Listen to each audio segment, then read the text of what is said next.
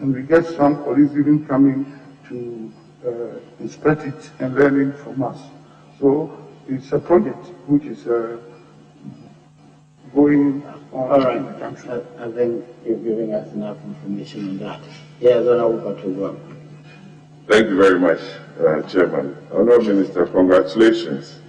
Thank you.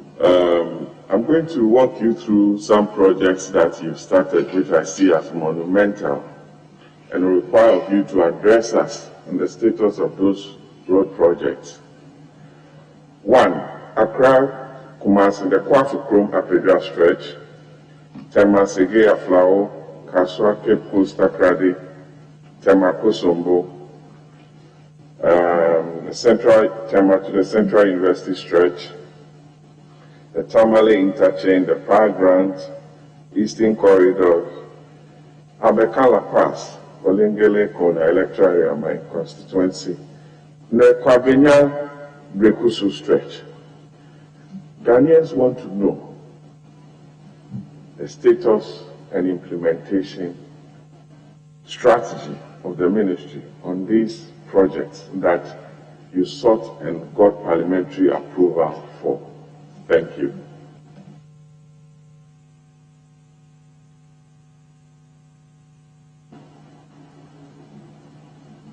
Mr. Chairman, I thank you for this question. Yes, we are making great effort to improve the infrastructure of roads in these areas that have been mentioned. If you take the Kwabenya roundabout to Brekusu, we have gone very far. That road is being taken care of, is going to be dualized, and we are using Kuwaiti fund for it. I believe that all being well, by the end of the first quarter, that project should take off. If you talk about the motorway roundabout in Tema on the Accra Road, that road is also being dualized. His Excellency the President even cut short for work to start on that road last year around October, and the contractors are on site. So, EHM contractors of Great Britain, and it's being dualized. The first 17 kilometers beyond the Central University corridor, and it's going to be a dual carriage 3-lane with that each, so 6 lanes, because it will form part of the Abidjan-Lagos highway. So it's being constructed up to that specification. And within the 17-kilometer stretch, because the area has a lot of settlement and is urbanized, so we are even going to have almost 5 interchanges on that stretch. We are also dualizing Tema motorway roundabout to Akosombo. Contractor is on site, and the company is inside. So, sod was also cut and it's also being done. And I should add that the second term of President Akufo-Addo, the next 4 years, we are going to concentrate on 2 key areas: dualization of all major roads in Ghana. Already, the Accra-Kumasi project is on course, and anybody who travels on that stretch will see that China Water is working seriously on that road, and it will continue, and even beyond. Then Accra-Takoradi will also continue. So if you ask for dualization, you are right. That is going to happen. And the second area of concentration will be construction of interchanges. Currently, 6 interchanges are ongoing in the country simultaneously, and this has been unprecedented in the history of this country. And from the end of first quarter this year, we are preparing to start 3 major interchanges in Kumasi. That is Swami Interchange, Ahunjo Interchange, and Ofurikrom Interchange. We have gone far, in these projects in terms of procurement processes, and very soon that will also happen. So, Mr. Chairman, great effort is being made by government to open up the country in terms of road infrastructure and to build on dualization of our roads to halt the carnage on our roads in terms of accidents and the fatalities that we suffer. I thank you, Mr. Chairman. Thank you, Chairman. One. Oh, Chairman, you said 2. It's very important. Very, very important. The road sector is very, very, very important, Mr. Chairman. Because you didn't even touch on Abekala Pass and the Brekusu stretch is now being designed. That's the information we got from Obi Amor. What is now being designed? The design works are now being done for the Brekusu stretch. Which stretch? Abekala Pass. Chairman, that notwithstanding, I have the 2019 Finance Committee report on the request by the government of Ghana for approval of the 2020 Capital Market Funding Program for an amount of up to $3 billion United States dollars to finance growth-oriented expenditures in the 2020 budget, including restructuring the energy sector and to conduct liability management of refinancing the 2023, 2026, and 2030 Eurobonds and other domestic debt securities. We know the road sector needs a lot of money, and in the report, which has an appendix, made some allocation to the road sector, among other sectors, planting for food, the Kwalugu project, 1D1F railway, an amount of 1.2 billion Ghana cedis, yes, was to have been allocated to your sector. I know how emotional you are.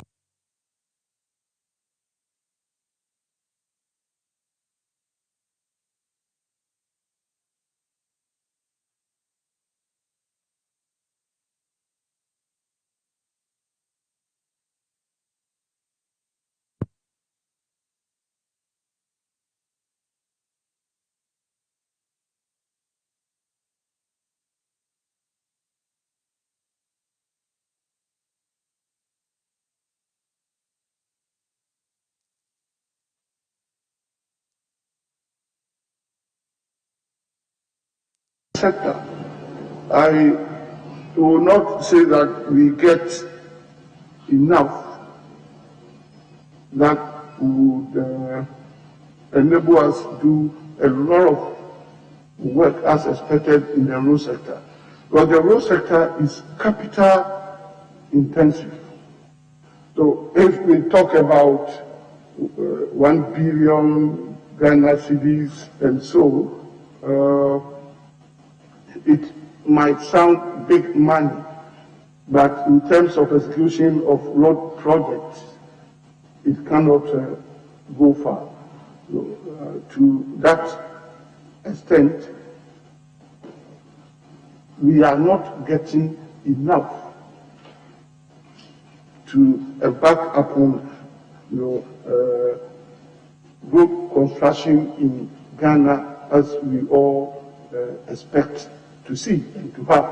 But I can tell you, and I can say it on authority, that on comparative basis, because His Excellency the President, even declared 2020 as year of rules, because he has said many times that wherever he went, the first demand that was made of him by chiefs and good people of this country is the improvement of their roads. I have, on comparative basis, had better treatment than even my colleagues in other ministries or other sectors. But that does not mean that we are getting enough, because I have already laid the foundation that road construction is capital intensive. For instance, I can give you a few statistics. A kilometer of an asphalt overlay is about 1.5 million. It costs about 1.5 million. Chairman, 0.25. Sorry, Minister, $1.5 million of city for our record. Ghana cities and in dollars, 0.25. If you take double dressing road, depending upon the ground condition, it costs between 3.5 to 5 million Ghana cedis. And in terms of dollars, about 600 to 800 United States dollars. If it's a reselling, Chairman, I beg you, Minister Designate, we're interested in these numbers. If you can just repeat it for our record. 1 kilometer of asphalt road with your description. Just share the numbers with us, Minister. Asphalt. Whether in dollars or cities, just give us the numbers with the description. asphalt. Yes. Yeah. If I say, asphalt is an overlay. You know, we have. If we talk about surface dressing, it means we are talking about bitumen. What in our local parlance we call it quota. We have the surface dressing, we have asphalt overlay, and then we have concrete roads. So these are the three categories that we have. So I was giving these figures to demonstrate how expensive it is to construct even a kilometer of road. So the sector requires a lot of funds to do a lot of our roads in the country, and that is why government was making great efforts. And one of such unprecedented great effort was the Sano Hydro project, which we have, which brought in $2 billion United States dollars to do road construction. Chairman, I'll come back again. We just want to find out from Minister Designate, what is the cost of 1 kilometer of asphalt, whether in Ghana cedis or in dollars? As you are leading us through, we just needed the numbers for our purposes. Thank you. Mr. Chairman, I will do that because I have the sheet here. Thank you. Chairman, just with your leave, sir, Mr. Chair. Yeah. The nominee was talking about interchange. You were talking about interchange. When you were talking about 6 additional 2 and all that. Are you able to enlighten us a bit on this Tier 4 interchange specifically, whether you made some savings as a result of renegotiation of the terms of those contracts? Yeah. Thank you, Mr. Chairman. Mr. Chairman, yes, I have indicated that we are currently constructing 6 interchanges in Ghana simultaneously, and one of them is the Pokwasi interchange, which is a 4-tier interchange. The original design was a 3-tier, and it's being funded by African Development Bank. But in the course of the construction, a lot of work was done, and it even in some instances led to redesigning certain aspects, to make it more efficient. And once you do that, obviously, you make some savings. And through that, we were able to add additional tier. That's how come we have the 4-tier interchange in Ghana. And it's the first, again, of its kind in West Africa. And the whole of Africa is the second of its kind. The first one was constructed in 1973 in South Africa at Durban, and it's called Evi Krote Interchange. Chairman, the emphasis is on the costs that initially was. Yes, it did not bring any. And the current costs with all these additions.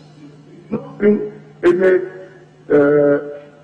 change in cost, and that is the advantage because of what was done.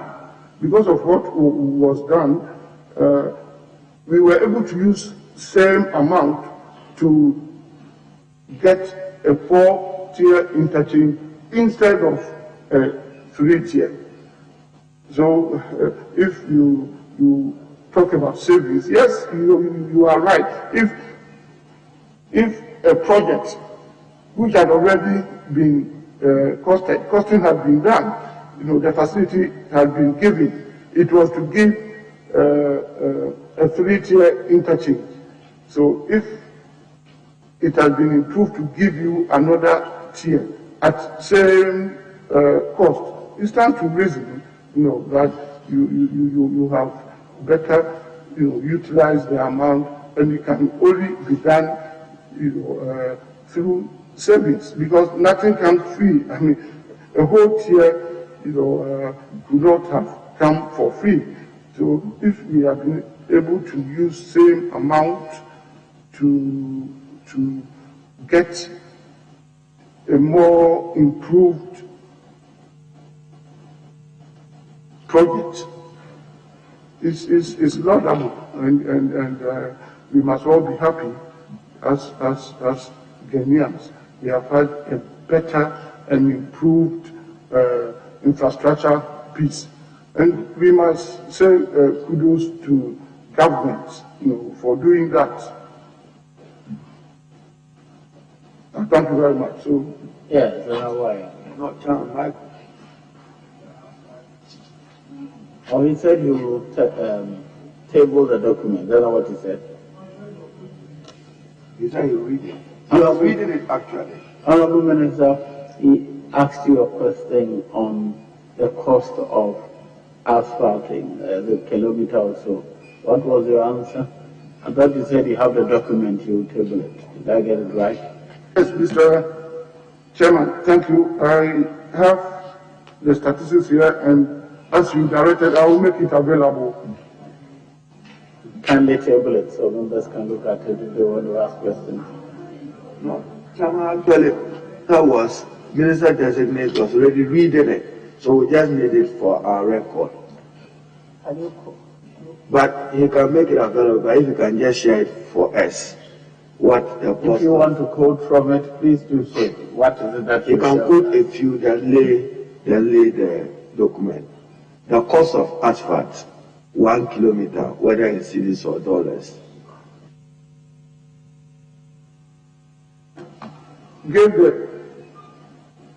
I have the figures in cedis and in dollars.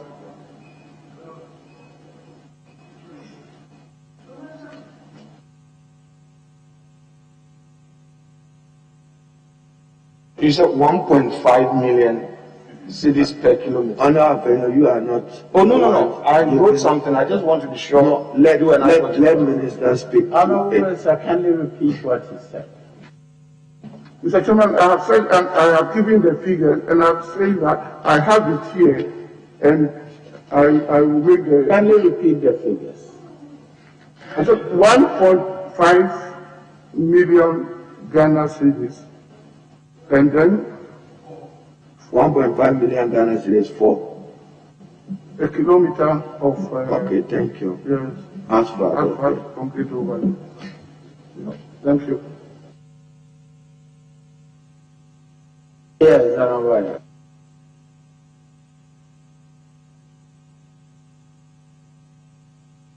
Thank you very much, Mr. Chairman. I'm told I have only 2 questions.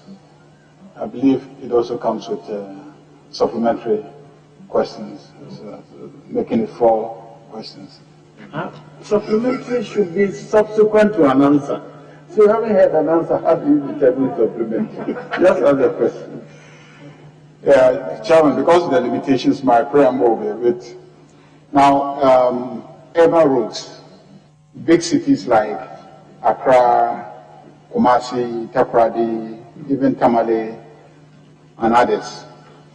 When you are flying into Accra, apart from the major roads, you will see that all the roads in the neighborhoods are all, most of it, 95% of them are not done.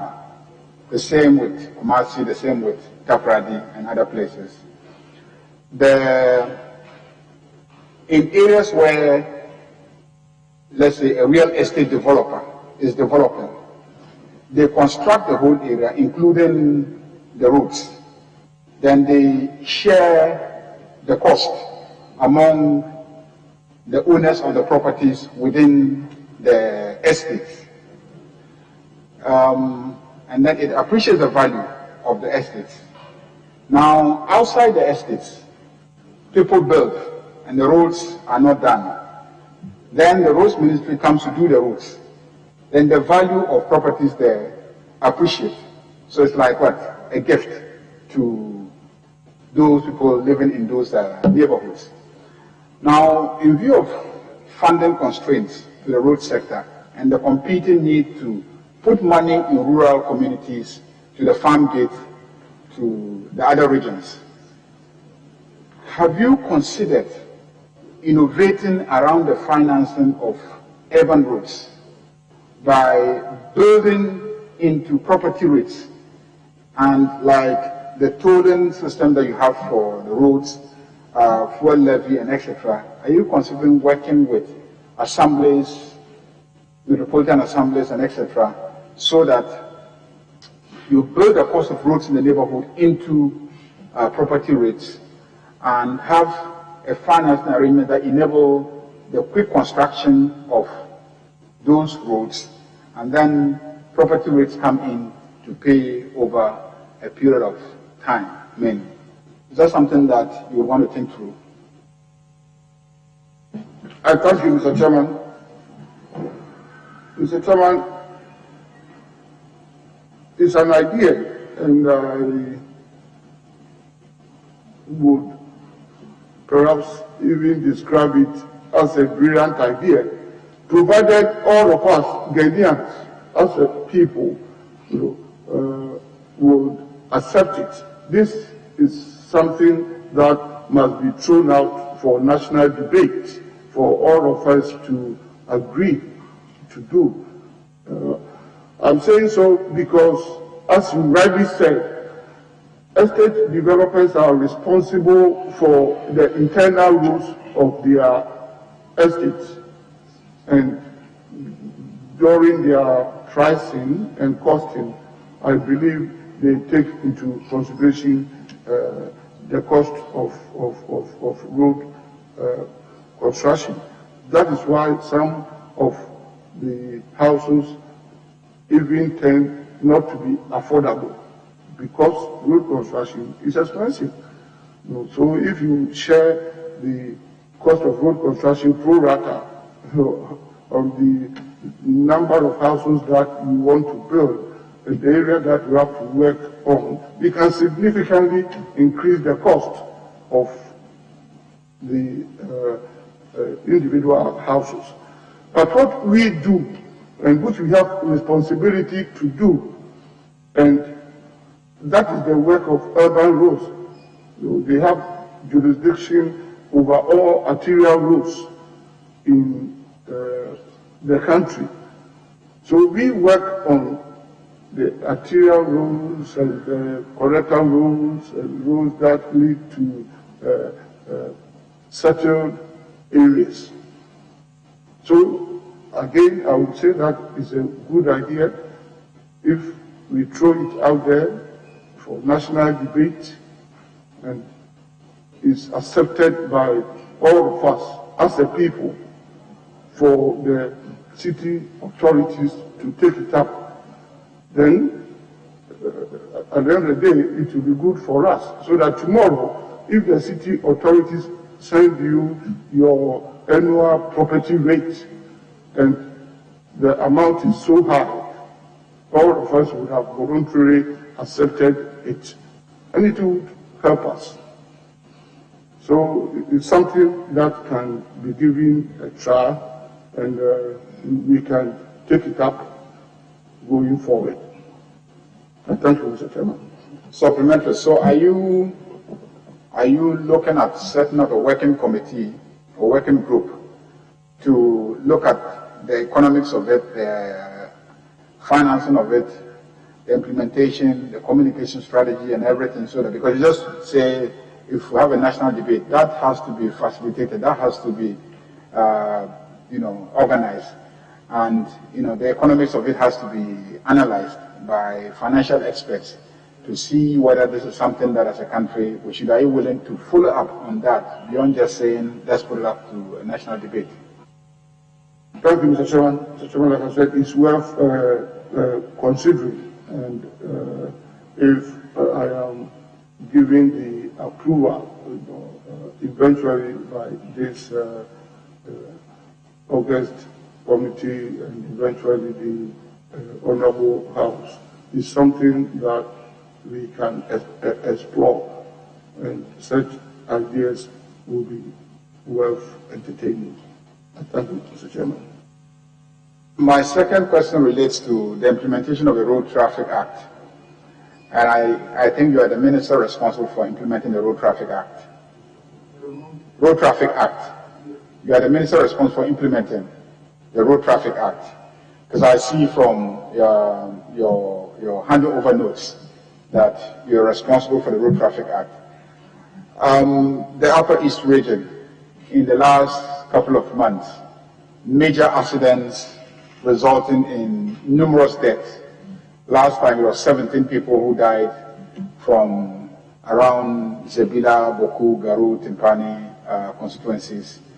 And then the week or two before, similar accidents, major accidents, lives lost. It seems that you are not paying attention to the implementation of all the provisions in the Road Traffic Act to ensure safety on our roads, in particular the long distance vehicles and the requirements that the drivers must be two for long distance vehicles. Why are you not paying attention to the Road Traffic Act? What would you do, assuming that you become the minister, to assure us that we won't be seeing such gory accidents with many deaths? Thank you, Mr. Chairman. Yes, if you take the Ghana Highway Authority Act, 540. My ministry is responsible for traffic lights in the cities. The highway lighting system is not in my ministry, it's with the Ministry of Energy. For instance, if you see what is going on Tema motorway, now it's being lighted now.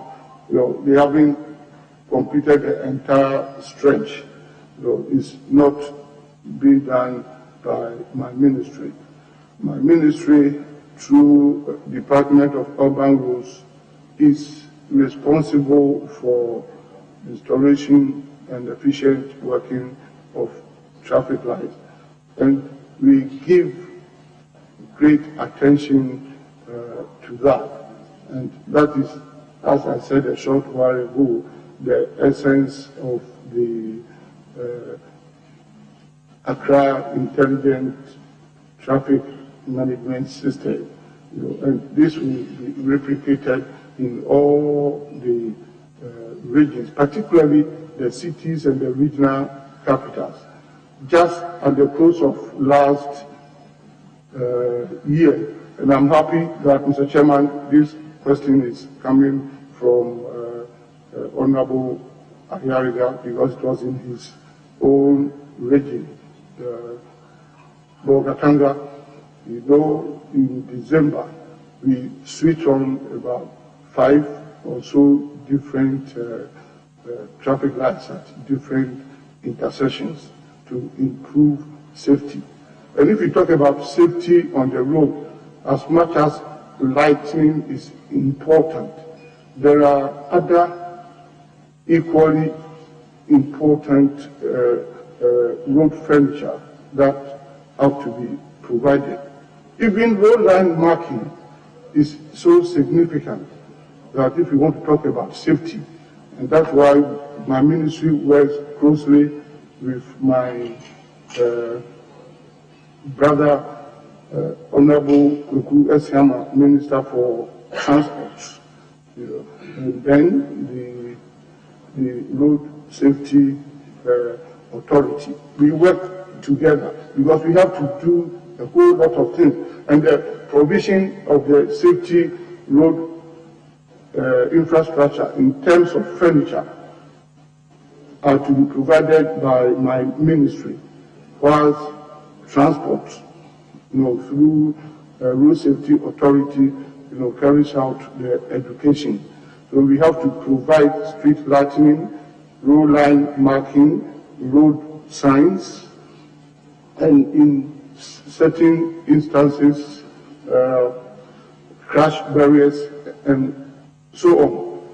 The only challenge there, and it's also an area we have to look at holistically as a nation.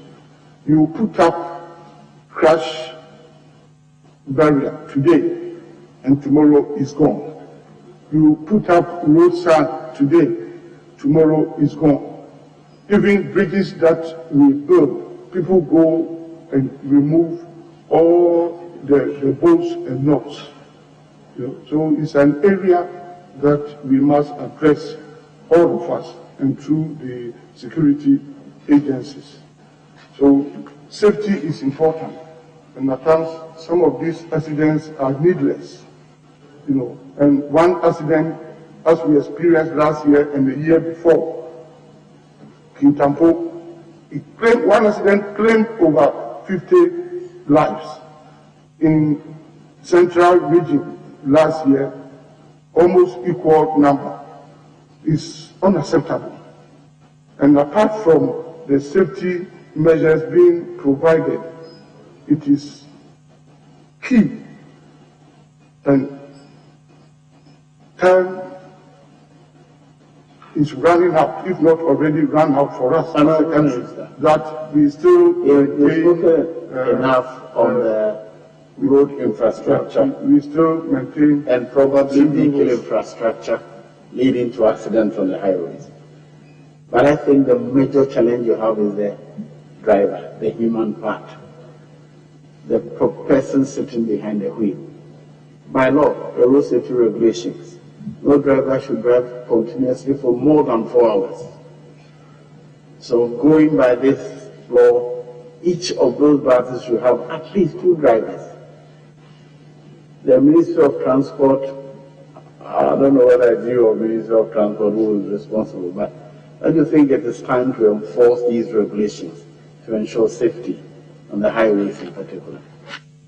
Chairman, that is true, and thank you very much. I believe, this is an area that you are well versed, and there are also a number of reasons if you want to go on maintenance of vehicles, bad tires, and all. So, Mr. Chairman, thank you very much. It's also important contribution. Yes, son of number 4. Is it Yendi? Thank you very much, Mr. Chairman. What is it? Bushegu. All right. Thank you very much, Mr. Chairman. My heart was filled with joy when the Honorable Patrick Bama made reference to the Eastern Corridor Road. A significant part of the Eastern Corridor Road passes through my constituency, terminates all the way in Akanduri. So I was happy that you said that attention will be given to it. But my question is on, just following up on Honorable Ageriga's question, the financing mechanism for road construction. I think that we have to consider using municipal bonds instead of general obligation bonds, so that the receivables would go to immediately amortize the bonds and also finance the maintenance of those roads. So, for instance, Accra-Kumasi dualization, tolling doesn't go to any other coffers but immediately to go and amortize that particular bond. Are you considering having specific bonds and not general obligation bonds for road construction? I thank you, Mr. Chairman. If I should address your question, they are in twofold. You mentioned the Eastern Corridor. I can comment on it briefly and then come to the financing aspects. Yes, Eastern Corridor is being given great attention by government, and as we speak now, a lot of work is going on. This is a corridor which is very important and key to the economic development of our country. And Eastern Corridor starts from Tema roundabout, through Volta region and all the region and the constituencies you spoke about in the districts up to Kulungugu in the north. It's important for various reasons. That stretch, totaling about 695 kilometers, passes through food basket areas, and in fact traveling from the south to the north through the Central Corridor, and the Central Corridor road of our country is from Accra through Kumasi, Tamale, say to Paga. So if you want to travel from the south to the north, going by Central Corridor and going by Eastern Corridor, the latter is shorter by almost 100 kilometers than the former. So it makes economic sense, and particularly as it starts from Tema, the country's major seaport. Well, you know that we service all our landlocked countries, Burkina Faso, Mali, Niger, they all take their cargo from Tema. So it makes a lot of sense to develop that stretch of road. And I am happy to announce that the government has attached great importance to it. At the moment, there are 7 different contractors working on that road. And by the end of the year, major parts of that road would have been completed. We are only left with the stretch between Bintri and Kulungugu. That's the last stretch that we have to put a contractor on. And the entire 695 kilometers would have been worked on simultaneously. Talking about funding. I think is enough. Talking about the funding. That's the second part, Mr. Chairman. He asked, his question was in two parts. The funding, I want to briefly comment on it.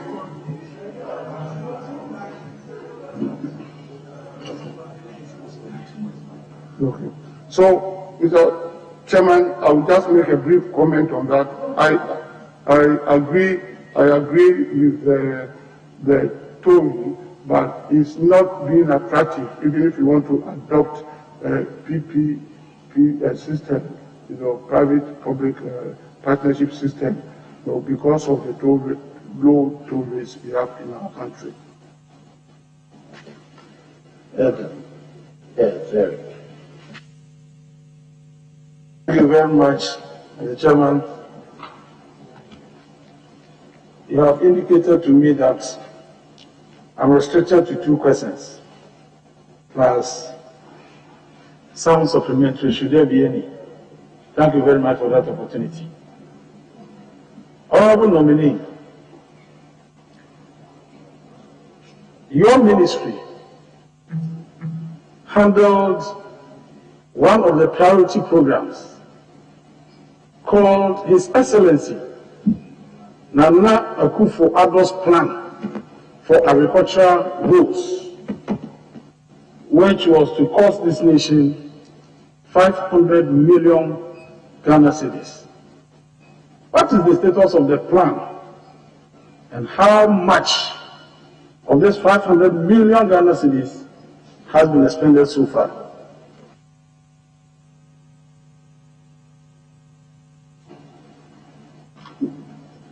Thank you, Mr. Chairman. Mr. Chairman, I want to know whether you are talking about agricultural roads, cocoa roads.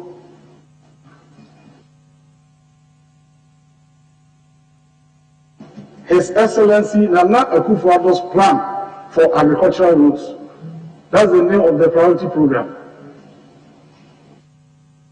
Or you have no idea? No, I have an idea. That's why I want to know that, planting for food and jobs is a flagship policy of government. And if you have such a policy, and of course, agri production is in the rural areas, it stands to reason that you develop roads that lead to farm gates. So we are developing roads into agricultural areas, parts of which are cocoa roads, and at the moment, almost 213 cocoa projects are going on in the country, and we also have the TSIP project, and it's being run mainly in the northern areas into agricultural areas. So it's ongoing, and government is determined to improve the rural roads,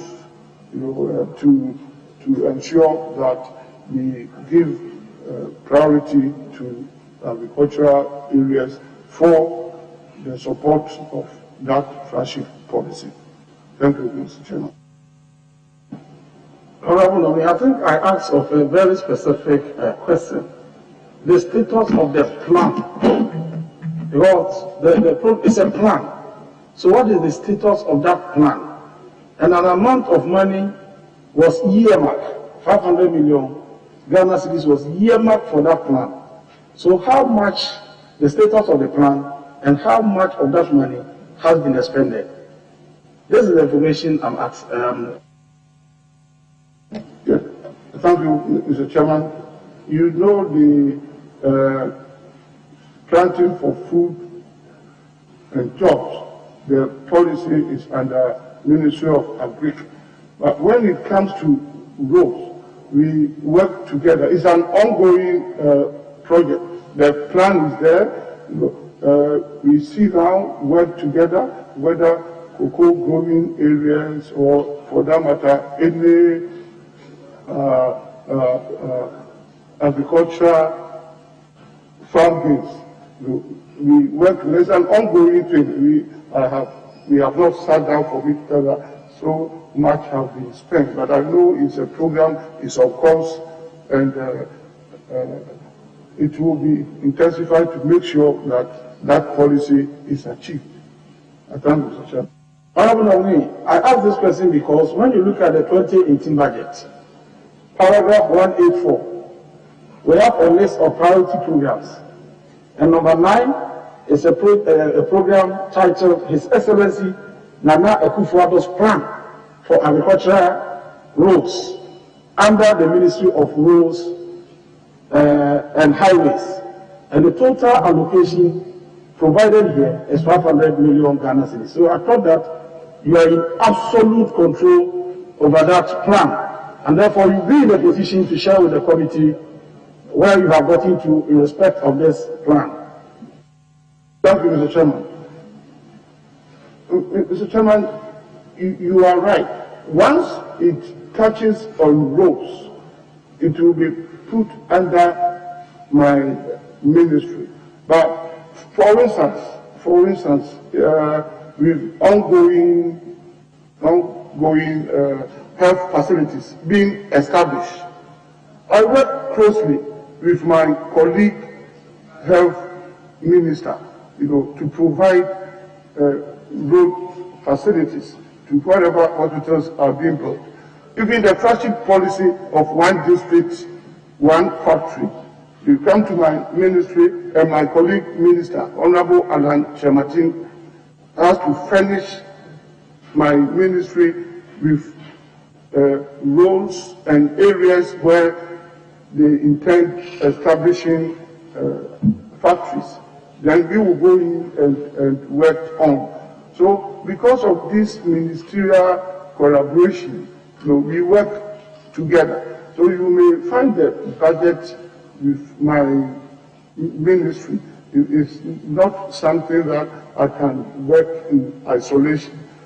I have to cooperate with my colleague ministers and get it done and sorted out. Thank you in Jesus' name. John, respectfully, Honorable Nominee, if you paid attention to the question from Honorable Erikopuku regarding the 2018 provision, the 500 million for road, that flagship initiative, that was going to zoom in on road construction.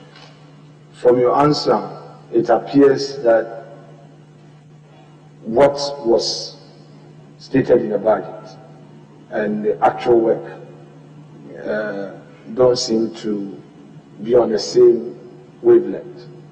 Now, would you say that as part of the challenges, government decision to spend 22 billion for the payment of lost investments by Ghanaians accounted for the inability to actualize that plan? Because in real terms, government has publicly indicated that it has spent 22 billion cedis to pay people who lost their investments. You have this morning also taken us through that asphalt overlay cost 1.5 million cedis. Okay, so I want to ask, what's the response you gave to Honorable Erikopuku in respect of the 500 million meant for road works has not been actualized? Would you relate that to the government effort in resolving this financial sector crisis as one of the factors that contributed to government's inability to deal with this as provided for in the 2018 budget? Well, I thank you, Mr. Chairman. Mr. Chairman, the way I understand that question is, referring to that amount in terms of opportunity cost. That if that amount had not been expended on the way it was done and had been given to my ministry, we could have done a lot more work in terms of road. Mr. Chairman, that one is obvious. I was indicated that road construction is capital intensive. The more money we get, the more roads we can construct. So wherever the money comes from, the opportunity cost of it, if it had been to my ministry, we would have done a lot more work. Only that specifically, any amount of originally meant for a project, if it were channeled through my ministry to build roads, then the country would have seen more improved roads, and all my colleague, honorable members of parliament would have been happier, because all of us know what we go through from our constituents and the pressure on us for roads. So the more money we get, the more money we get, the more roads that can be. That one, I agree with you in terms of opportunity cost of the money. So, Honorable Nominee, do you have any plan in your ministry called His Excellency Nana Akufo-Addo's plan for agricultural roads? Do you have that plan? So why are you been asking him? You said it's because of the intervention of the majority leader. I wanted to move to the second question, but he intervened. Even after 3 questions, you are going to the second question. I was going to the second question, and then he intervened. That necessitated another supplementary. You have asked him about a plan he has asked you. Now you're asking him whether he has a plan. That's my problem with your question. That's Mr. Chairman. Mr. Chairman, I asked the supplementary question just because of the intervention of the Honorable Deputy Majority Leader. But once you direct, I will comply. Honorable Nominee, you just indicated to the committee that a kilometer of asphalt road costs 1.5 million Ghana cedis. 1.5 million Ghana cedis. I recall that the Charismatic Bishop Conference made a proposal to His Excellency, the Vice President of the Republic of Ghana, on concrete roads. And when he had the opportunity to address that issue, when he attended a Good Friday service at the Lighthouse Chapel at the Independence Square, he stated emphatically that he discussed that proposal with His Excellency the President. And the President tasked your ministry, the Ministry of Roads, to do comparative analysis and costing on asphalt roads. And the cost that came out was that 1 kilometer of concrete roads costs $3.8 million. And 1 kilometer of asphalt road cost $2.8 million. But because concrete roads will last for 40 years, it is prudent for government to opt for concrete roads. Today you sit before this committee alluding to the fact that a kilometer of asphalt road costs 1.5 million Ghana cedis. Which of the two is accurate? It's a bit confusing. Thank you, Mr. Chairman. Mr. Chairman, I should not be taken out of context. Perhaps I should throw more light on road construction. As a principle, perhaps one area that, to a very large extent, one can talk about uniformity in pricing is in the area of asphalt concreting, because it is an overlay. And even there, the 1.5 I gave is the minimum, because it depends upon the thickness of the overlay. You may get different level of thickness of asphalt overlay, because you have to take into consideration where the overlay is being applied, the vehicular movement, the vehicular population there. Is it a busy area? Which type of trucks are going to use the area road? You are talking about concrete roads, and you even mentioned 3 point something million. Asphalt concrete roads could cost as much as the range, depending upon the road condition, in terms of cities, between 7.2 to 8.4 million Ghana cedis. The same asphalt concrete road.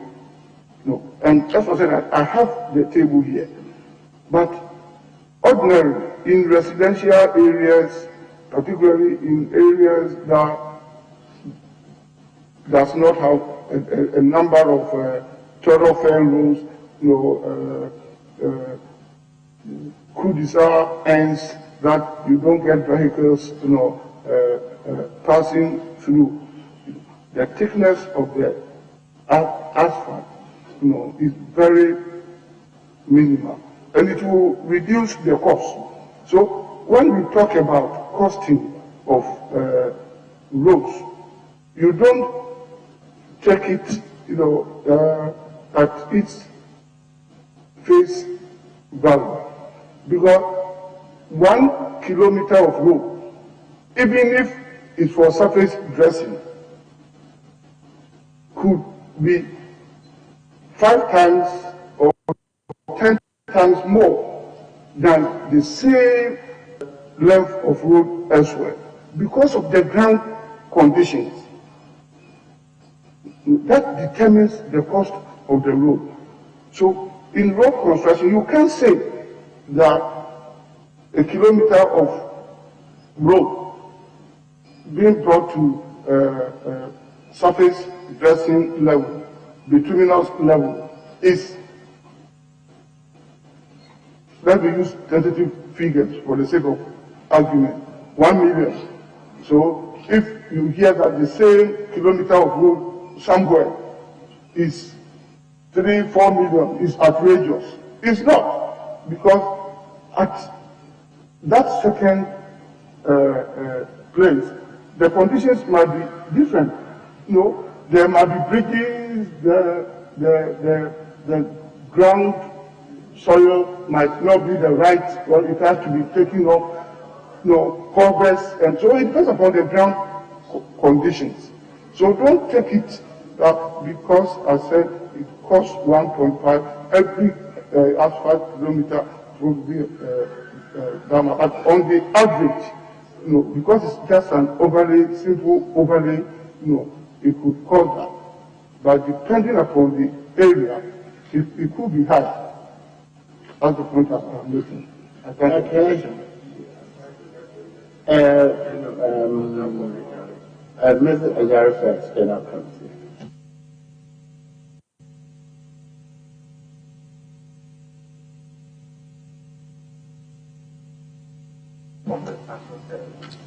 Okay.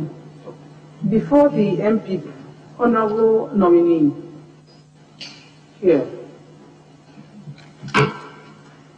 Before the MPP came to power in 2017, the NDC had already awarded road contracts, and the contractors were at the various stages of construction. I have the Volleyball Bridge in mind. I have the Ward K Town Roads in Tamale in mind. I have the Tordon Town Roads in mind. I have the Mesedan Boyem Roads in mind. The MPP wrote formally to these contractors to stop work. 4 years down the line, nothing has been heard. And this is common throughout the country. What are you going to do if you are giving the nod in terms of all these roads that have contract and are still lying idle? Thank you.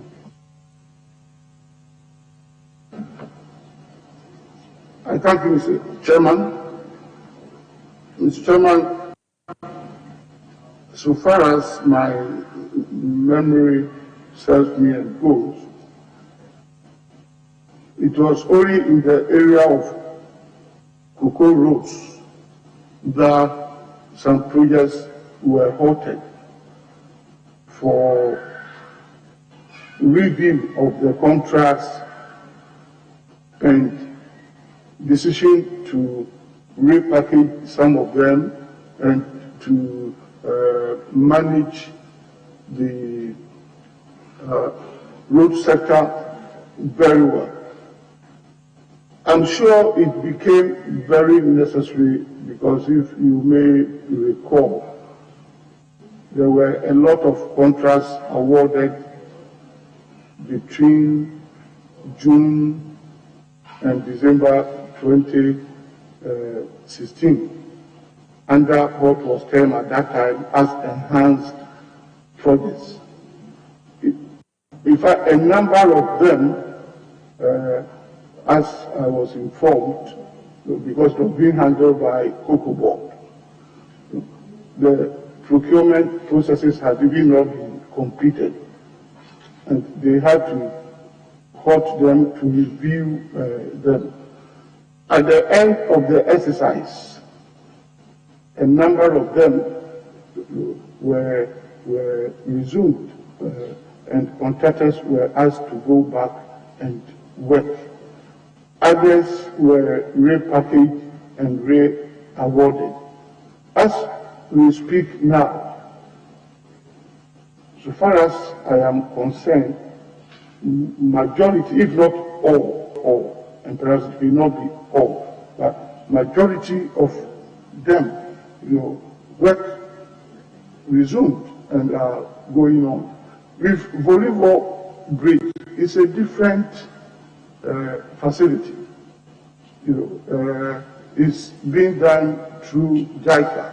It's through a Japanese facility.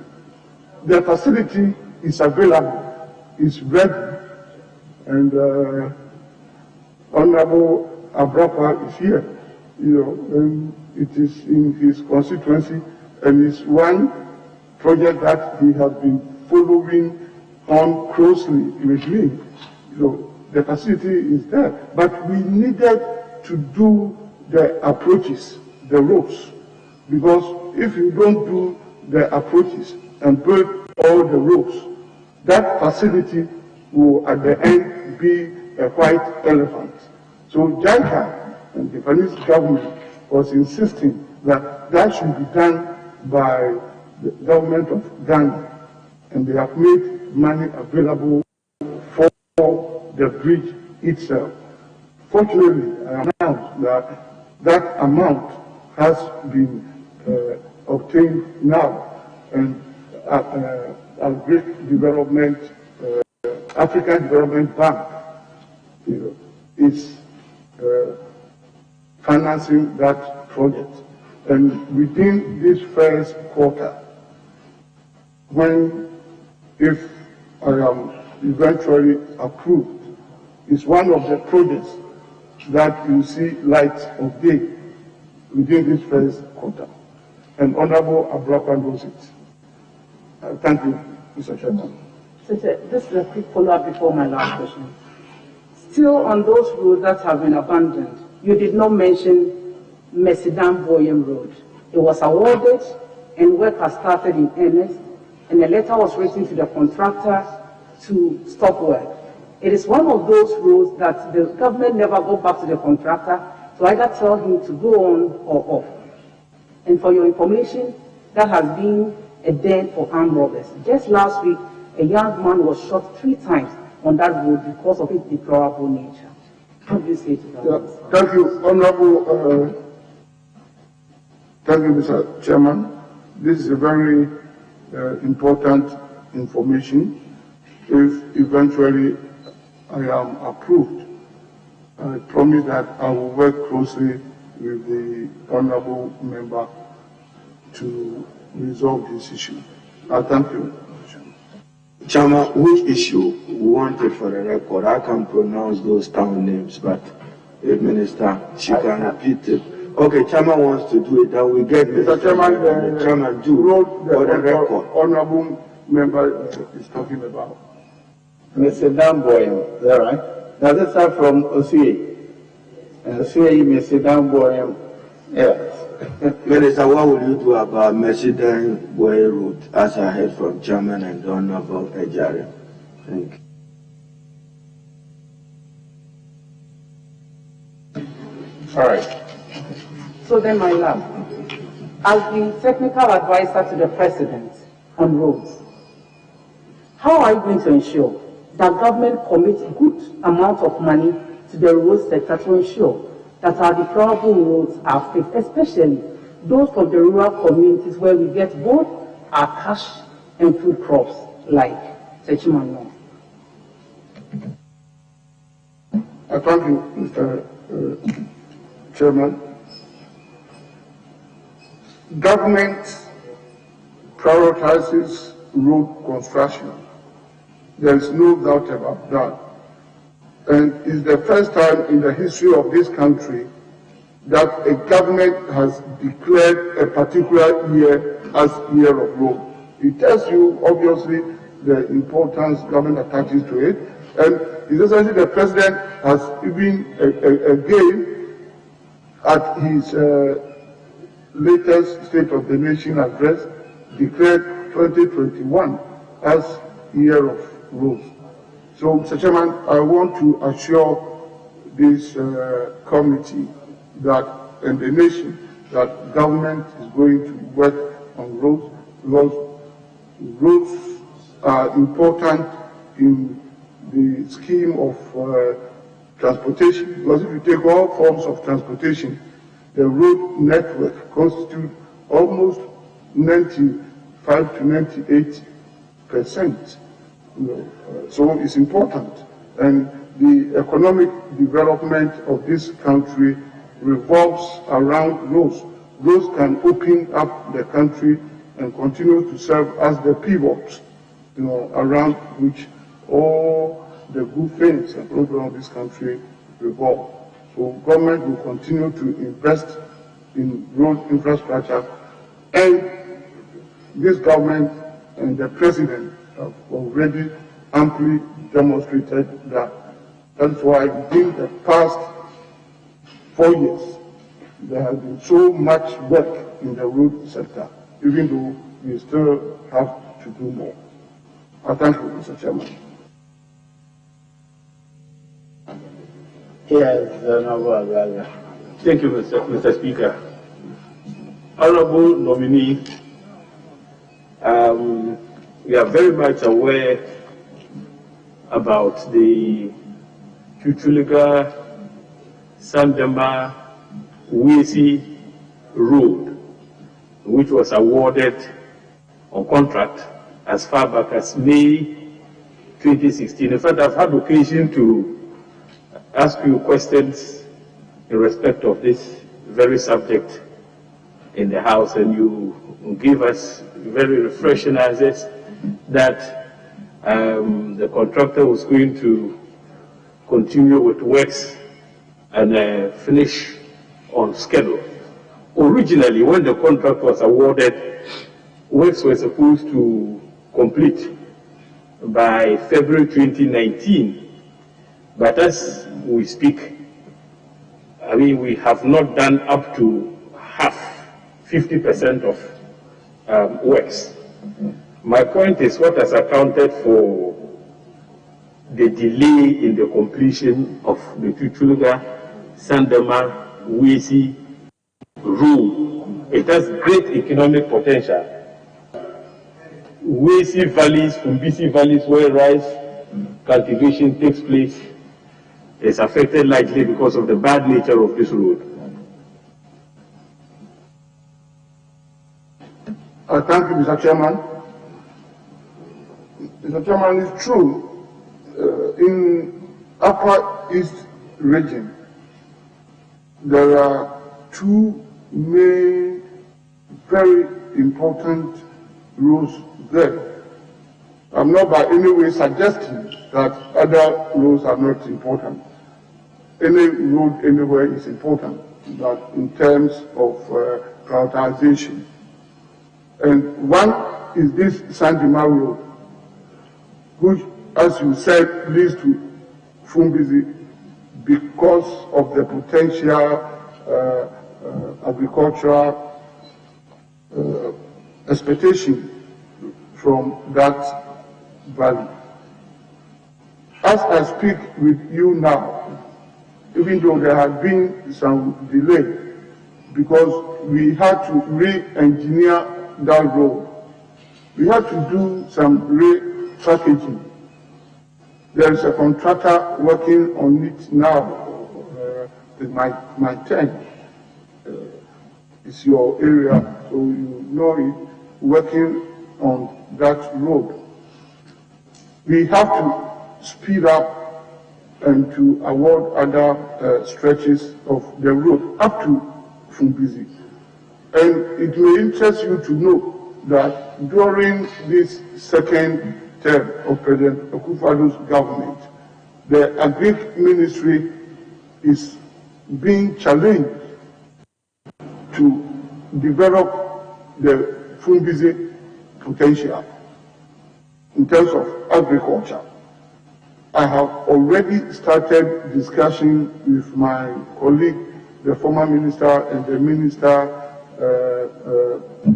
designate for agriculture, Honorable Dr. Akuto, to draw a program to ensure that the road from Sandima up to Fumbisi Valley is well developed to promote the expected work to be done in the Fumbisi area.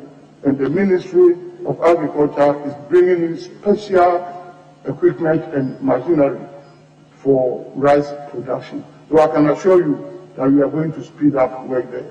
The other important road in the region, was the Boga-Boko-Pomokro road, covering a distance of 109 kilometers. And it has also been, one particular road that touches the heart of Honorable Ayariga. And anytime he speaks to me on that road, he is so appreciative of the work being done by money for them, please. Yeah, the next question. Honorable nominee, there have been several complaints from some road contractors with regards to delayed payments relative to certificates raised for that purpose. Now, some of them have actually lamented that it appears that the mode of payment, selection for payment, is in a way discriminatory. I will come to that. Now, I have looked at your handing over notes closely, and I don't know which of the documents is this, but the one I have on page 11, handing over notes, Ministry of Roads and Highways, Volume 4, Ghana Road Fund Secretariat, November 2020, at page 11. Now I see a table numbered 5.3, outstanding indebtedness. If you look at the table, the total outstanding indebtedness as of September 2020 is 3,134,107,797.81 pesos.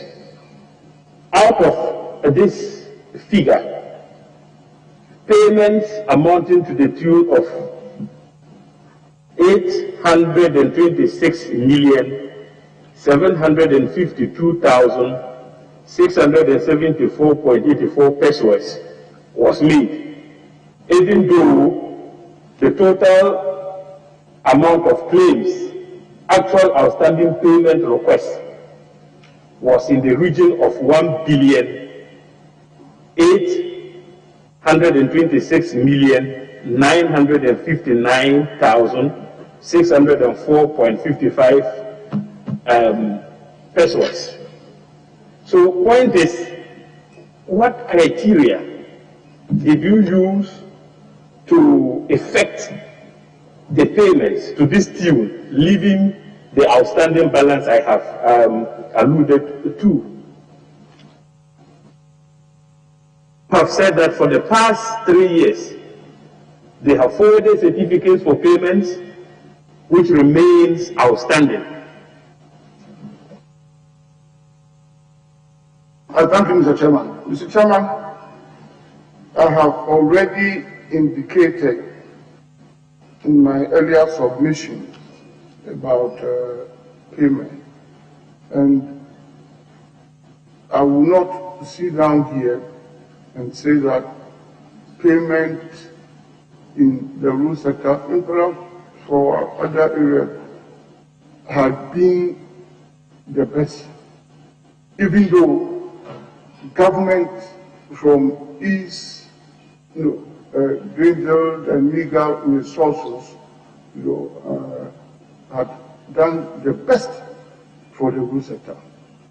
For the past 3 to 4 years, government cumulatively had paid contractors to the tune of almost 10 billion. And the figures are there, the statistics are there. There are still outstanding amounts to be paid. We take the road fund, and road fund continues to have challenges. From 2017, this government has not had the full use of that fund.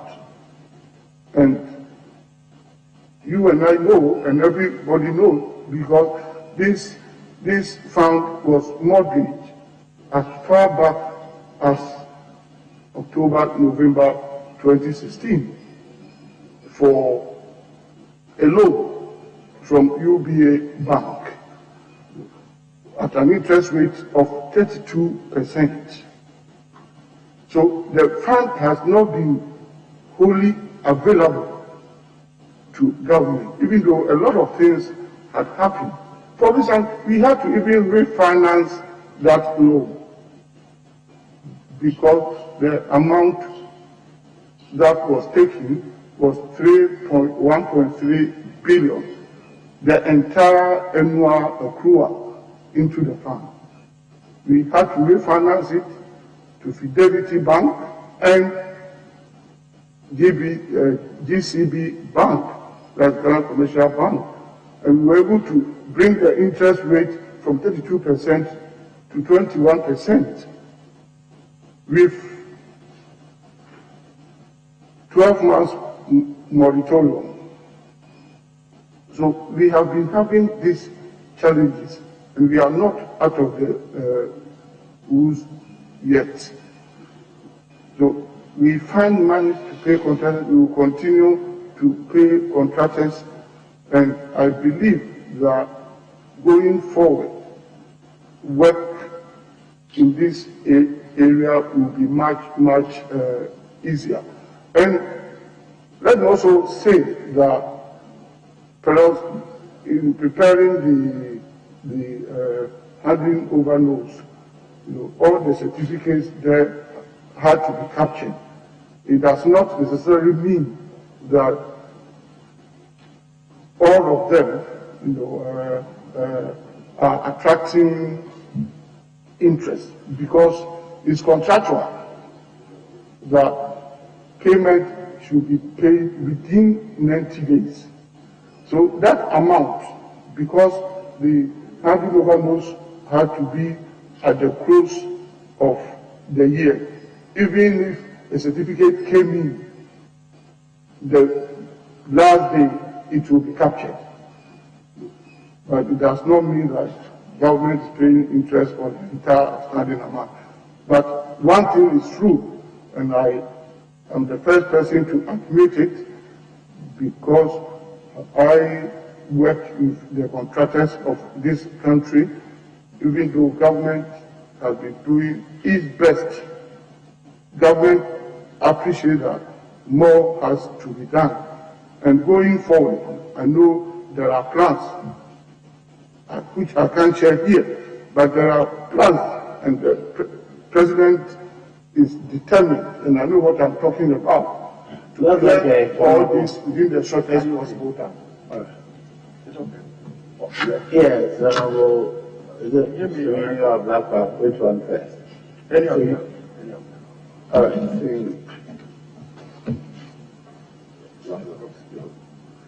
Okay, thank you very much, Mr. Chairman. Mr. Chairman, I want to quickly draw the attention of the nominee that the communication from His Excellency the President and the rendition of his name as he provides on his CV, the Honorable Kwesi Amoako Atta, you don't seem to have my attention. Your Atta, is it with an H or without an H? The President communicates to us without an H. You have an H at the end. Which one is correct for our records, the accuracy of our records? Thank you, Honorable Chair. Mine ends with H, so it's correct. Okay, I hope the presidency will take note. Just very quickly, the $55 million looming judgment debt. The Honorable Minister responsible for national security appeared before us last week on the 10th.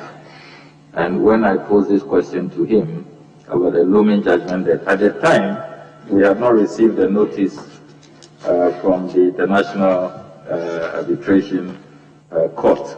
Now we know that the Chinese company is suing Ghana for what they call wrongful termination, and we will be paying, if they succeed, $55 million. The National Security Minister told us that the Accra Intelligent Traffic Management Project was already being carried out by his ministry, and there was no need for your ministry to initiate that contract in 2018 and sign with this, sign a fresh contract with this Chinese company called Beijing Everyway Traffic and Lighting Technical Company Limited. Is that an assertion you stand by? Do you confirm what the National Security Minister told the committee? Honorable, are you asking him to confirm what the Minister for Energy told? Yes, I want to know if that is the accurate account, the true position of this particular situation. Honorable Minister, are you able to confirm or deny what happened at this committee?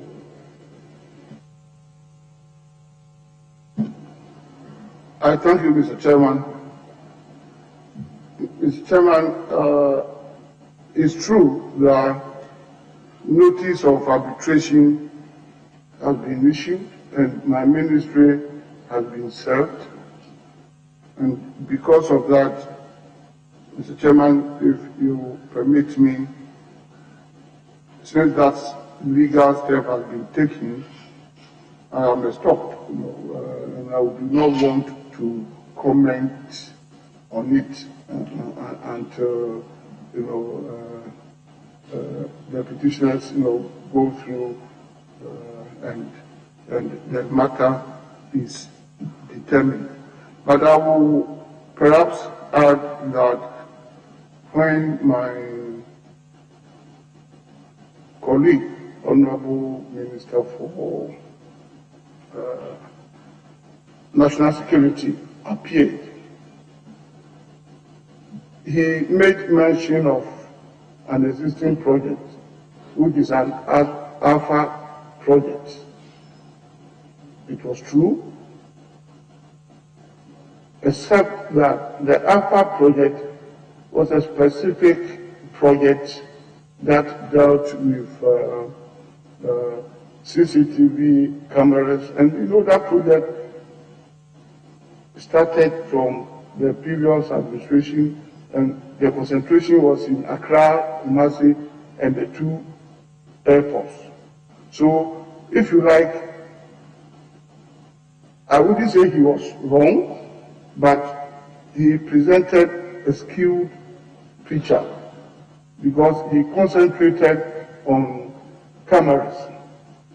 But the Accra Intelligent Traffic Management Project is not only for the CCTV cameras. It's a project that had dual objective: to improve transport infrastructure and to ease congestion. That's all that I will say for now, and I wouldn't want to go into the merits, the details, because of the fact that it is in my knowledge that notice of arbitration has been duly issued and duly served on my ministry.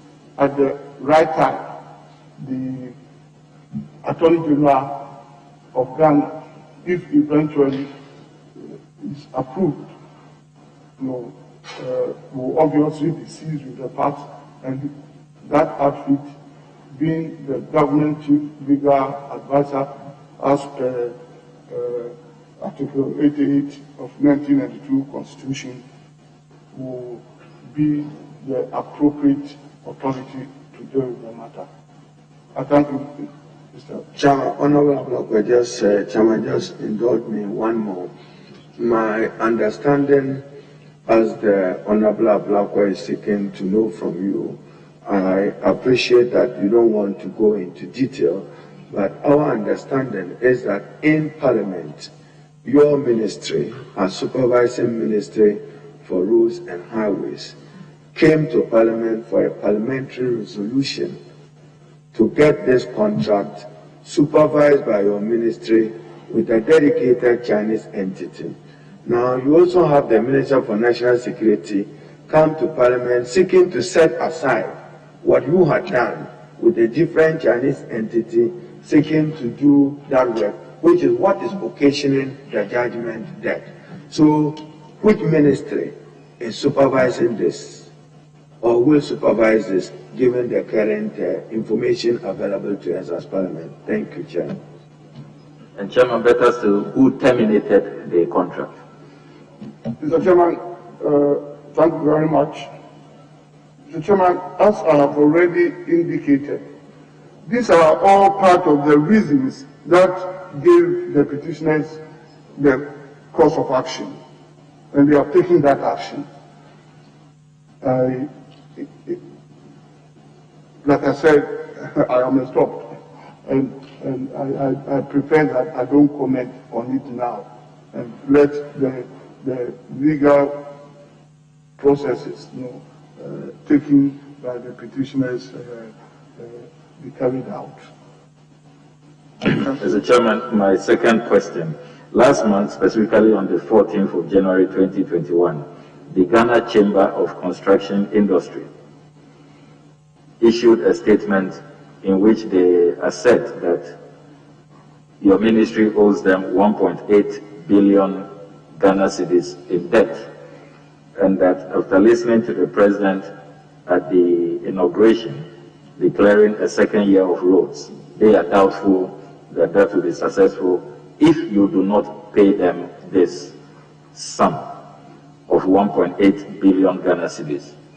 Is this figure accurate, and what are your plans in redeeming this quite a staggering amount of 1.8 billion Ghana cedis to the Ghana Chamber of Construction Industry. Thank you, Mr. Chairman. Mr. Chairman, I have indicated a number of times that, yes, government owes contractors. The figure cannot be wrong.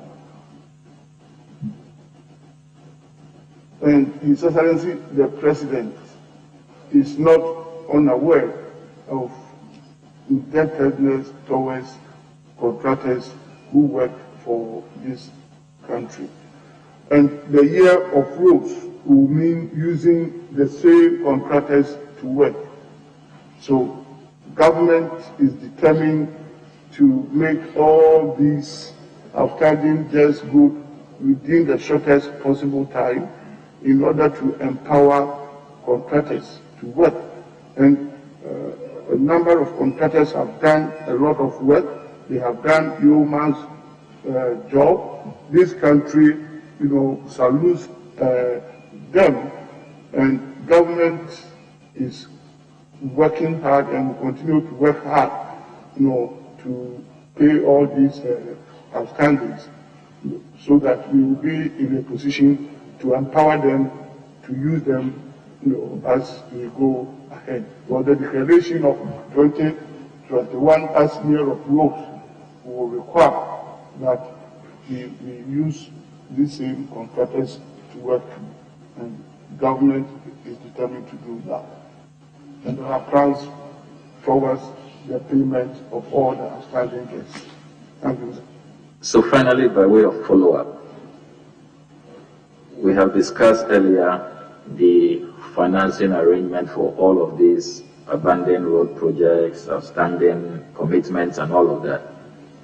I hold a different view, with all due respect, that it will appear that your ministry spreads itself thin, and that you start so many projects at the same time. And that is why we always have these constraints. That it seems as though you succumb to the political pressure. Yes, I know the CDD Afro barometer, for example, the round 8 they released recently, reveals that majority of Ghanaians, the number one issue is roads, infrastructure, how to get it fixed. And it appears the politicians are just succumbing to pressure. You award contracts even when you are not sure of a dedicated funding source. And so you have all of these projects littered all over the country without any guarantee that it will be completed in time. Don't you think that it is time to adopt a different paradigm? Finish projects that you start before you move on to start new ones or initiate new projects, regardless of the political pressure. Yeah, thank you, Mr. Chairman. Mr. Chairman, it's a very, very, very important point. It has always been the policy of government and my ministry to relate all projects to be executed to a dedicated funding source, because the two must not be a mismatch, otherwise you create a problem.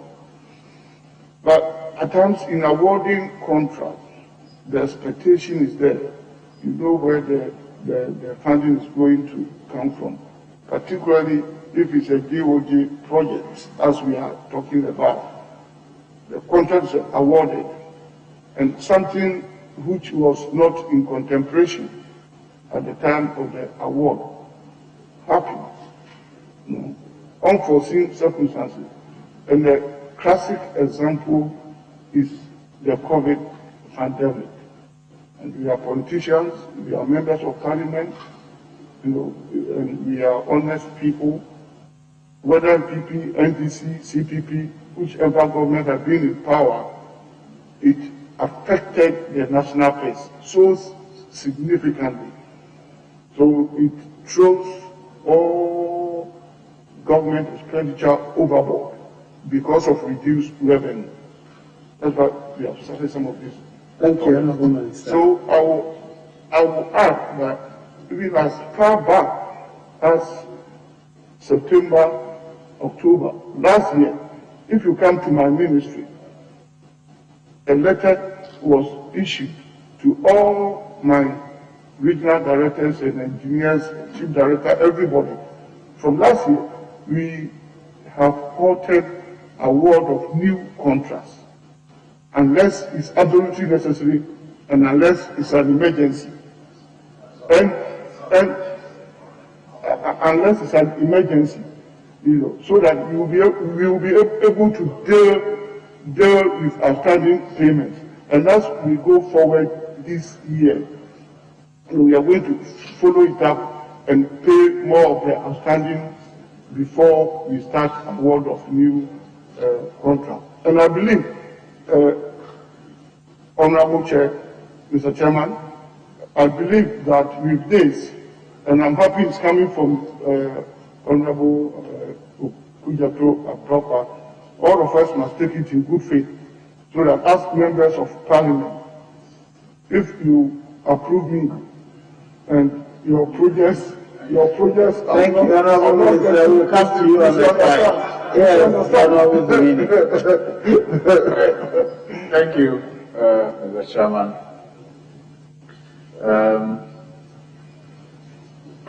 Quick follow-up. Can the Honorable Nominee assure this committee, like the National Security Minister did, that the company involved in this traffic management thing did no work and so are not entitled any payment? So the people of Ghana must be rest assured.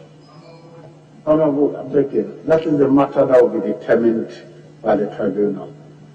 If it were the court of Ghana, I would say he will be, what is the word we use? He may be in contempt for assistant lawyer. So let that matter be determined by the court, please. No. Chairman, I agree with your ruling, but just if I were to clarify what Honorable Suyini means, when the Minister for National Security appeared, he was told that some invoice had been prepared for work done by the contractor under the Ministry of Roads. I'm sure my colleague is just seeking to know, to confirm whether work was actually done under his ministry. Honorable Leader, if I knew at the time what I know now, that the matter is before a tribunal, I would have disallowed that question. So I didn't know then.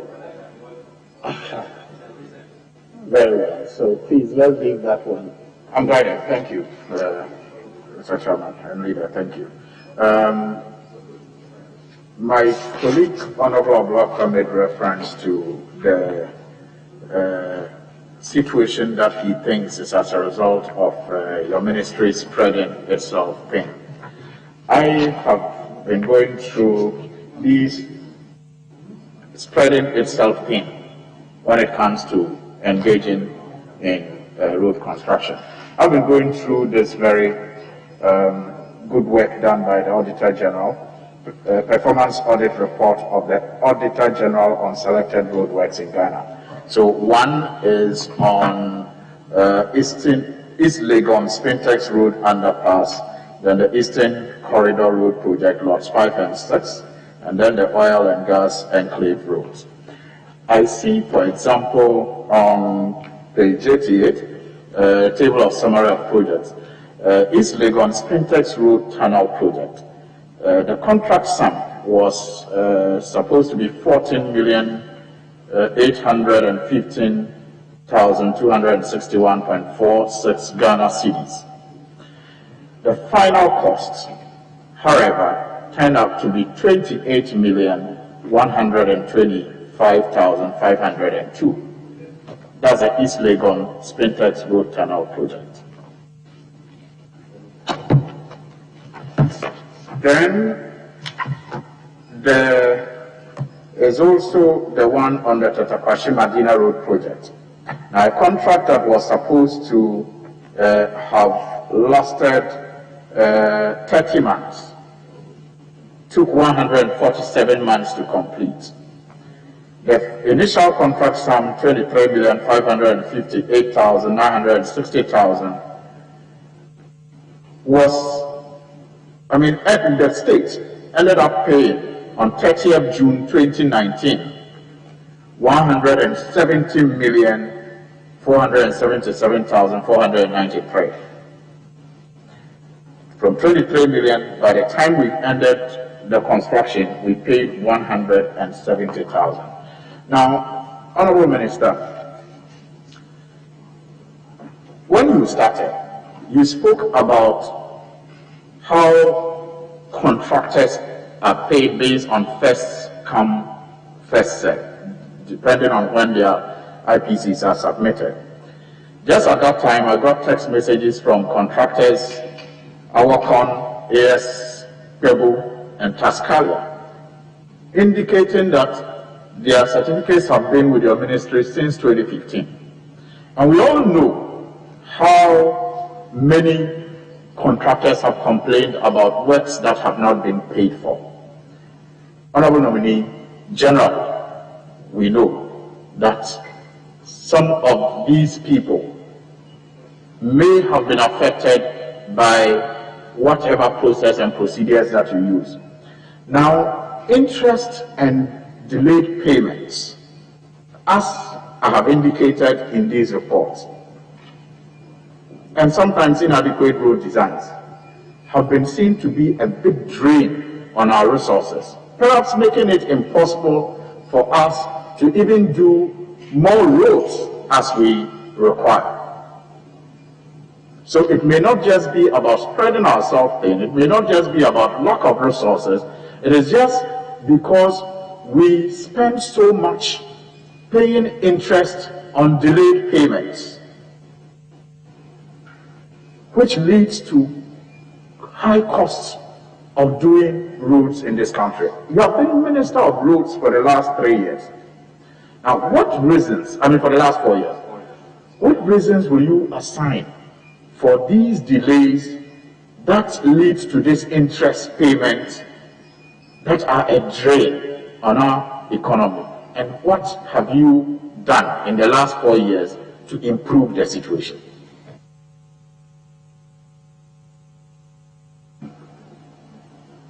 I thank you, Mr. Chairman. Mr. Chairman, the observation by the honorable colleague is correct, that it's not in the interest of the nation to delay payment because of the huge interest accrual that come in. As much as the situation may be unavoidable, we must try as much as possible to reduce it. And one reason for doing that is what I have already said a short while ago, that all of us, and particularly the ministry, will have to be extra prudent in award of contract, so that we always relate it to funding source. And I'm saying we should be extra prudent in the sense that there could be unforeseen eventualities. So if we base the award on the expectation of funding, expectation of government revenue, and anything happens that we have suffered in recent months or year, last year, it creates a problem. So I agree with you that we are taking a second look of that, because it's not healthy, when contractors' payments delay and attract more interest. The contractors themselves are not happy, and they are not fond of the interest. No. Every contractor... So those are the systems you have put in place in the last 4 years to improve the situation is my question. Every contractor prefers that he's paid on schedule, is paid on time. So what can you help us? What we are can you listen, please? Can you help us? The question he's asking is systems you put in place. It's about cash flow. Do you have control over cash flow for paying for your contractors? Chairman, that is why I have laid a foundation saying that we don't have control over the cash flow. Anytime we award contract, we do it on sound basis. But something happens and we are not able to meet the target. That's what we say, that we have learned from it. That's why we are now going gingerly in award of contract, so that we avoid delay payments and we avoid interest payments. That's the only choice. Thank you. Yes, Honorable. All right. Honorable nominee, the Bimbula Salaga Road, the Bolga Boku Road, the Salaga Man Kango Road, the Tamale Nantong Karga Road, the third ring road in Tamale that passed through Kambli 4 and Taha, were all roads that were on contract before you assumed office as minister in 2017.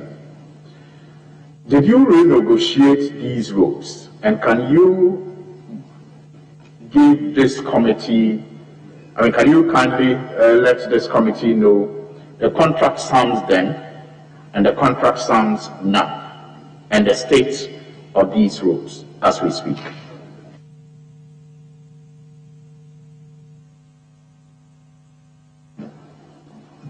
Thank you, Mr. Chairman. Mr. Chairman, just some of these roads, like you said, were on contract, particularly Boga, Boko, Pomakro Road, being undertaken by Quares, Lavau. There were problems. At that time, work was not going on. Kango Road and all work had stopped. Before that time, we had made great efforts to get contractors back on this road, And if you take the Boga, Boko, Pomakro Road, for instance, covering a distance of 109 or so kilometers, I believe all being well by the end of second quarter this year, that road will be fully completed and then commissioned. Because we have gone very far. It's about, if my memory serves me right, it's about almost 90-95% complete. Particularly the Boga Boku one is substantially done. Substantially done. They are now working on Boku Pomakro Road, and work is going on, and the contractor on that road, Quares Davao is an efficient contractor. So it's going on, and all this. So we have done some negotiation with them, so that they will come back on the roads, about 4 roads, the roads we mentioned. These are critical roads, that work will go on.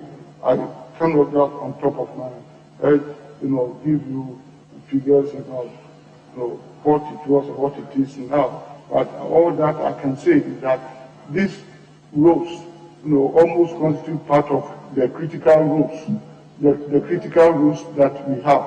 And this second term, the government will make sure, and the president's second year of roads, all these are going to see. So, Minister, Chairman, your assurance, Nantong, Karga, Bushogu, and the roads mentioned by Honorable Suyino, what are your plans to get those roads completed? Thank you.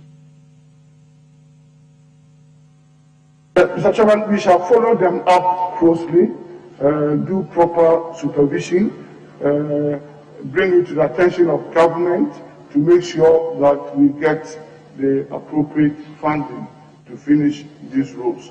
And we are going to work in earnest. In fact, we've been with greater speed, this second year of President Akufo-Addo to facelift all roads in our country. So thank you. Yes.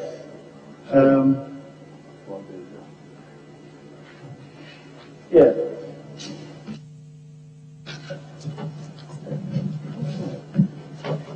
Thank you, Mr. Chairman. Good afternoon, Honorable Nominee. My first question is, I have to just ask your question. Anyway, Mr. Nominee, I'll take you to Salaga. You've been there before. I was there when you came. And I'm sure you will agree with me, if not totally, that Salaga remains, if not the only, then maybe one of the few district capitals without tarred roads, accessing it from all ends, from Bimbila, from Tamale, Makango, Kafava, and from Kanga. None of the roads leading into Salaga as a municipal capital is tarred. The whole town, and indeed its indigents, are involved in that throughout the year. And so I'm wondering, it's true that in August 2019, the Tandai Salaga stretch, the Bimbila Salaga stretch were awarded on contract and work has started. But that leaves Makango, Kafava, and Tamale leading into Salaga. I don't know what the plans are to make sure that at least these roads are also done so the people of Salaga and the entire Salaga South constituency can have some comfort. Tied to that is, I don't know if you've been to the Claw area of the Salaga South constituency. We normally call it Abromasi. Abromasi happens to be the main town. So when we say Abromasi, we want to assume that we're talking about the whole of Claw. It's the same issue. You turn off from number 1, from Prime to Yeji, to go to Abromasi, and that's it. You can't see, in fact, the road is non-existent. It's just somewhere to pass, and the people of that place are Ghanaians, Mr. Nominee, and they pay taxes. There's a lot of farming activities going on there. They need to cut their goods after they've harvested. And so, please, if in the event that you get the nod, are we going to pay attention to this area so that the people there can also feel part of Ghana? Yes, Honourable Minister, you pay attention to the areas that she's mentioned or not? Thank you, Mr. Chairman. Mr. Chairman, that is the reason why His Excellency the President, in his own wisdom, has nominated me, if eventually approved, to do. And the ministry is there to do just that. I want to assure that if I am giving a nod, we will continue to be in this house together. Let's work together. And I don't know, perhaps you might have had a tip-off somewhere before asking this question, because these important towns, Salaga, Bimbila, and Makango, they have already been captured in our database to work on their even internal roads, because they are important towns. So if you have not had any knowledge, any information about it, or if you haven't had, I want to confirm I want to confirm that this vetting, that giving the nod, these are priority roads that their internal roads are being worked on. We have taken inventories already of these internal roads, and we are working on them, and they will see light at the end. Chairman, just so, what of the Salga Township Road? I was there recently for the funeral of Ajia Fatija, the former member council of state, just entering the town. As she said, Salga Street, the historical market and other, the township. Yes, that is internal, Mr. Chairman. I'm talking about internal roads.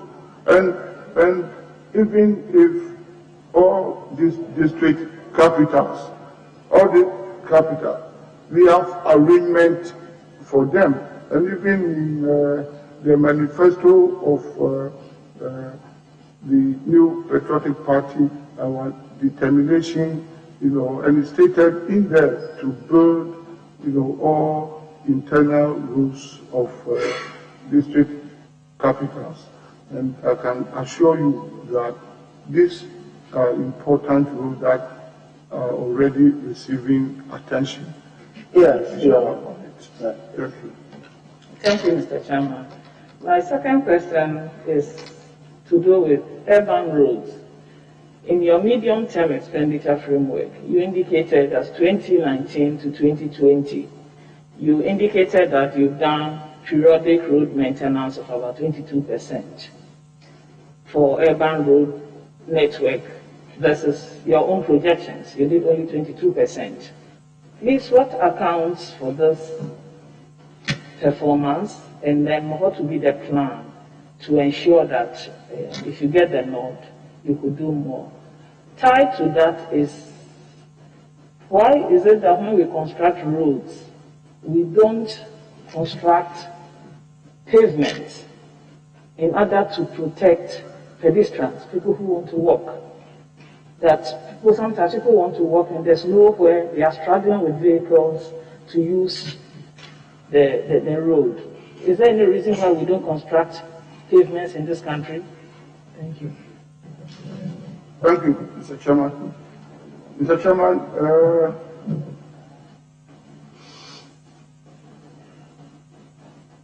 I want to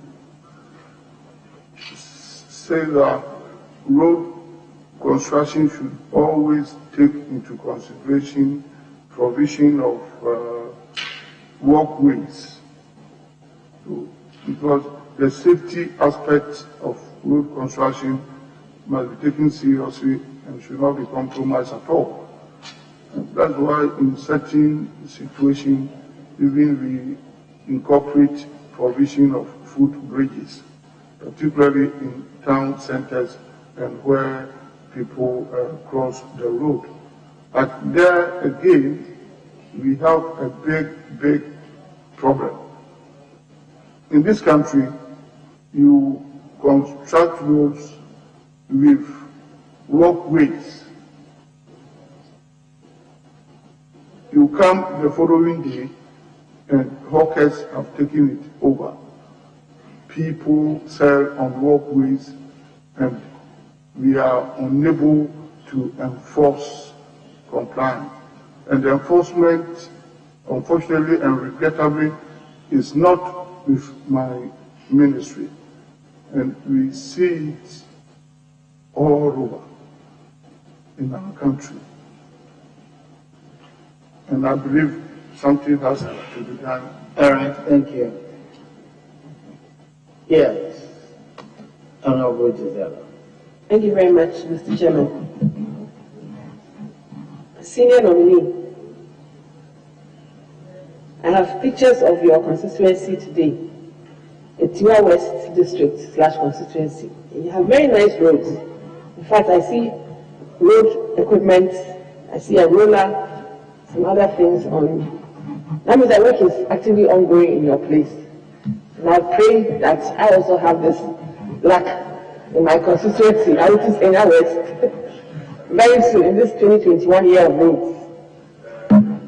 My question is, that's by the way better, I mean it. Yes. My question is, do you have a conscious system of alternate routes? Alternate routes. Bearing in mind that quite a few of the highways, I take the Trans-West Africa Highway for example, there are times when there's a lot of traffic build-up. Do you have a system, does the ministry have a system of alternate routes so that people have a bypass or something where another alternative to pass instead of having to spend long hours on traffic, burning fuel, polluting the environment, and just causing themselves stress and anxiety? Thank you. Yes, Honourable Minister. Thank you, Mr. Chairman. Mr. Chairman, road construction is an ongoing process, and roads undergo constant redesigning and re-engineering. And as population increases, as vehicular, that is in terms of human beings, and as vehicular population also increases, congestion starts developing, and road engineers and planners always think of building new roads, building alternative roads, construction of flyovers and interchanges and dual carriages as a result of urbanization and as a result of growth in population. So the plans are there. For instance, I have been privy to the road plan for Accra, Kumasi, and even Takrady and Tamale to some extent. Tamale is reasonable, because it's an emerging city, and I am only hoping that the city authorities in Tamale will not go the way Kumasi and Accra and Takrady have gone. They have the opportunity now. And Tamale was said to be the fastest growing city in West Africa. I stand to be corrected, but that was the impression. It's growing very fast, but the land space is there. It has not been corrupted as we have in Accra and Kumasi and Takrady. There are a lot of roads in Accra that with increasing vehicular population, human population, we have to. Is interested in your plan for alternatives. We have to. Mr. Chairman. Mr. Chairman, with your permission and the highest respect, we told ourselves not to spend more than 2 hours. We are now 3 hours. Thank you. Doctors keep warning us that but we are not COVID on a very important note, I believe I should take the opportunity to address it. The encroachment of road corridor and road reservation. So that the question you raised, very important question, you want to do